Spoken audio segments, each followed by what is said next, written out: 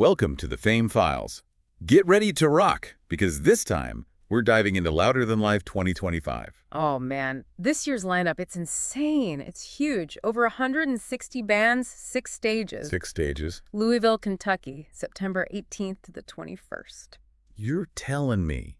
And you know our listeners are already stoked about this festival, but they sent us a mountain of articles that really dig into the details, so let's help them unpack all this hype. Absolutely. And I think the best place to start is with the headliners. Slayer back from retirement. Oh, come on. For a global exclusive. Come on. This isn't just a band, this is a metal institution. I'm with you. I mean, even for folks who aren't like diehard thrash fans, Slayer's impact on heavy music, it's undeniable. This is a chance to see a band that shaped a genre. And it's not just about nostalgia either. Having Slayer back in the game, even for a limited run, it sends a ripple through the entire scene. It's a statement. Okay, so Slayer's huge, but then there's Rock Zombie performing Astro Creep 2000 in its entirety. Wow. For White Zombie fans, this is sacred ground. Right. That album was a game changer. Blending metal with industrial, this spooky B-movie vibe. Oh, you're so right. Astro Creep. 2000 pushed boundaries, and its influence can still be heard in bands today. To hear it live, front to back, it's like a sonic time capsule of that era. Yeah, and it's not all blasts from the past. Avenged Sevenfold, Deftones, Bring Me the Horizon, Sleep Token. This lineup is a mix of metal royalty and bands defining the sound of heavy music right now. It's smart programming. You've got something for the old school fans, something for the newer generation. It bridges that gap between metal's history and its future. Now let's talk about those special moments that make a festival like this truly unforgettable.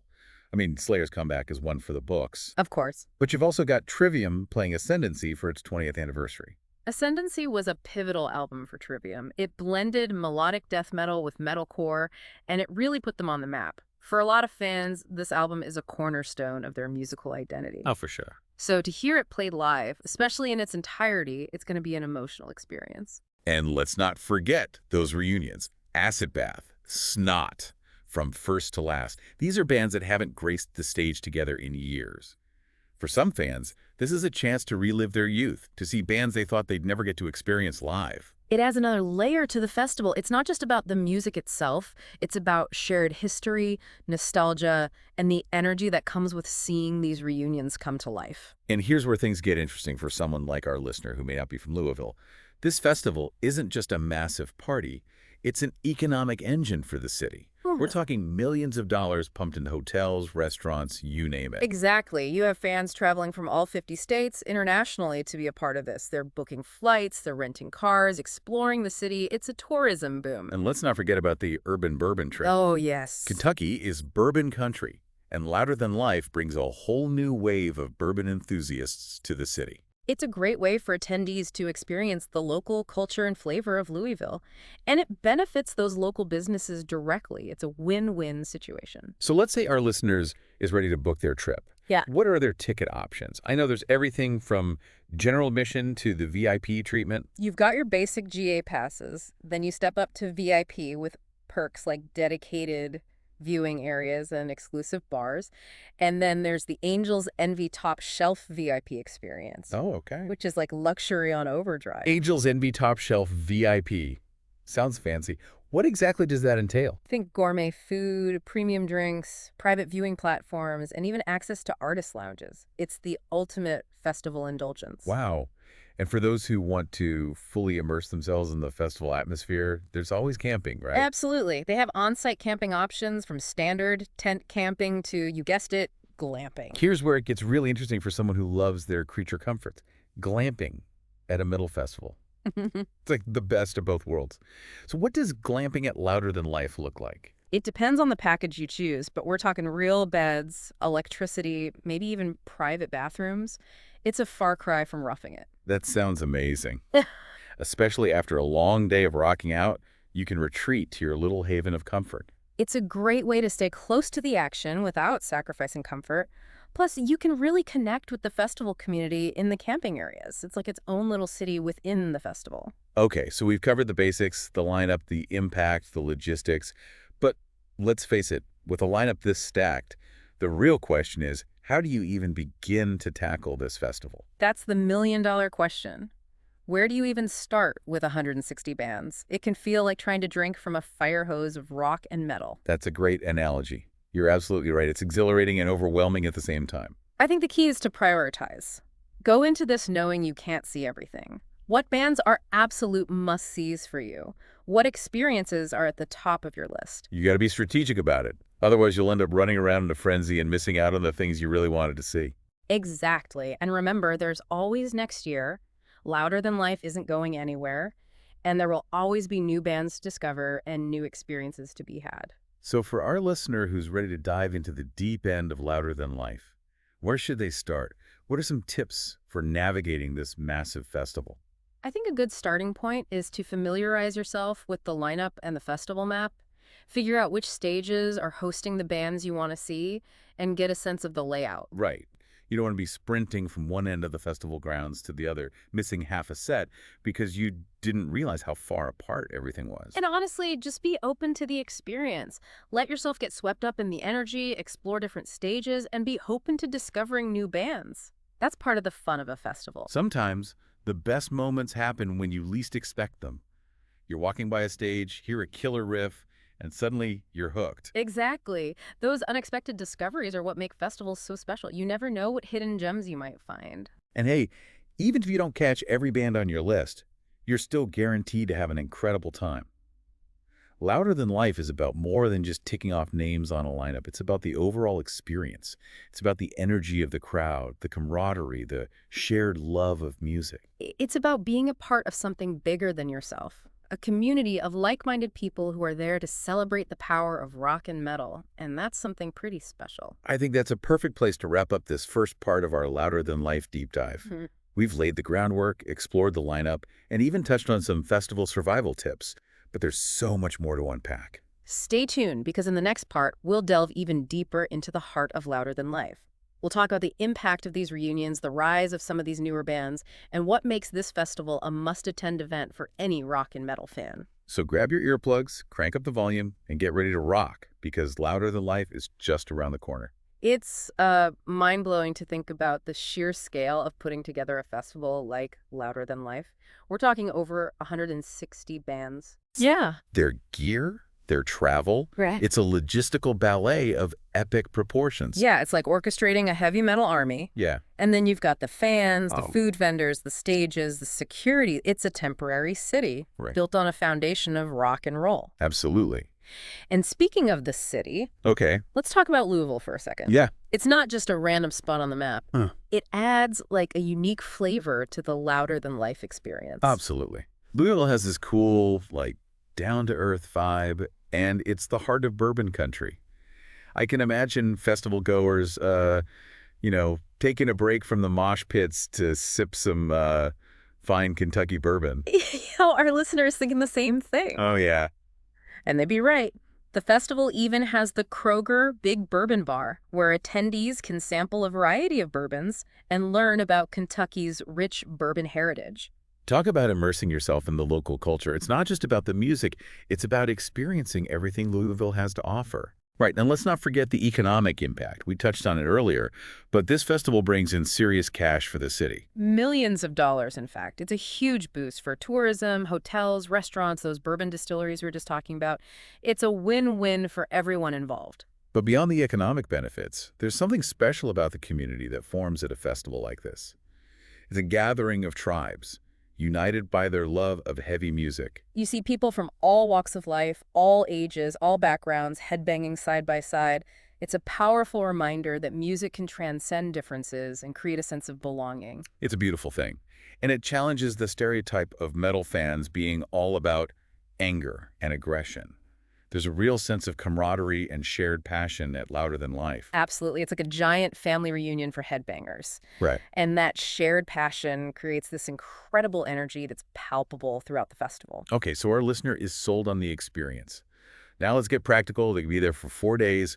What are the lodging options? Where can they rest their weary head-banging heads? Well, as we mentioned, there's on-site camping ranging from basic tent camping to those luxurious glamping setups. I gotta say, glamping at a metal festival sounds pretty appealing. Imagine waking up in a comfy bed, having access to electricity, maybe even a hot shower, before heading out to mosh. It's like having your cake and headbanging to it, too. Wow.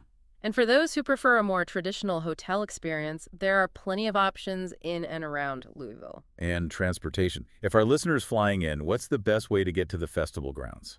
Well, the Louisville airport is about a 15-minute drive from the Kentucky Exposition Center, where the festival is held. They could rent a car, take a taxi, or even use a ride-sharing service. And if they're driving, it's a good idea to plan their route in advance and factor in traffic and parking. Once they're at the festival, comfortable shoes are a must. You're going to be doing a lot of walking between stages, food vendors, and those bourbon bars. Don't underestimate the amount of ground you'll cover at a festival like this. And speaking of essentials, don't forget sunscreen, a hat, sunglasses, and a reusable water bottle. Staying hydrated is crucial, especially when you're rocking out under the sun. And earplugs. Yes. Protect your hearing, folks. You want to be able to enjoy heavy music for years to come. You know, earplugs can actually enhance the sound quality, too, by reducing distortion. You can hear the music more clearly without damaging your ears. And what about those extra things that can make the festival experience even better? I always bring a portable phone charger. You're going to be using your phone a lot for taking pictures, videos, checking the schedule, and a dead battery is a festival buzzkill. And a small backpack or fanny pack is essential for carrying your essentials. You don't want to be lugging around a heavy bag all day. Speaking of bags, I've seen those hydration backpacks with built-in water bladders becoming popular at festivals. It's a great way to stay hydrated and have your hands free for all that glorious headbanging. Now, let's talk about mosh pits. They're a big part of the metal festival experience, but it's important to be respectful of others. Definitely. If you see someone fall, help them up. If you bump into someone, apologize. And if you're not into moshing, that's totally cool. There are plenty of areas where you can enjoy the music without getting caught in the chaos. Exactly. And even if you are a seasoned mosher, take breaks, step back from the crowd, catch your breath, and rehydrate. Pacing yourself is key to surviving a 4-day festival. So we've covered the logistics, the essentials, and even mosh pit etiquette. Now let's get back to the music. With 160 bands, where do you even start? It's like standing at the foot of Mount Rockmore, wondering which face to climb first. My advice is to do your research beforehand. Listen to some of the bands you're not familiar with, create a rough schedule of who you want to see, and then be open to adjusting it as you go. It's a delicate balance between planning and spontaneity.